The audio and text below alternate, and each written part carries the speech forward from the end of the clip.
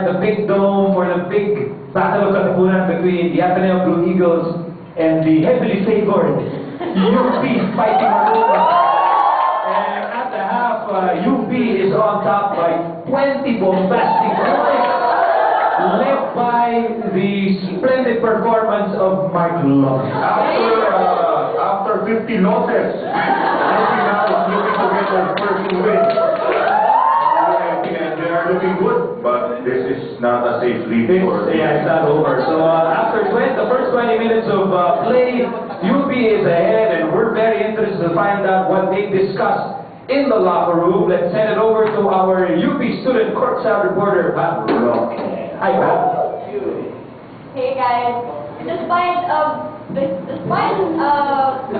margin, it's in halftime. Coach Jolival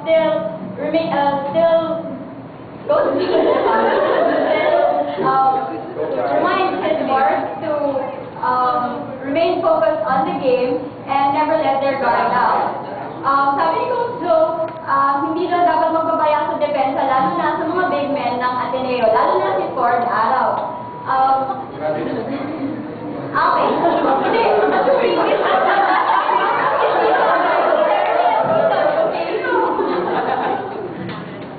Tapos sabi rin ni Coach Joe, the players of UP should step up, especially Woody Go, Big Davis, and Martin Reyes, who can deliver the big shots from the outside.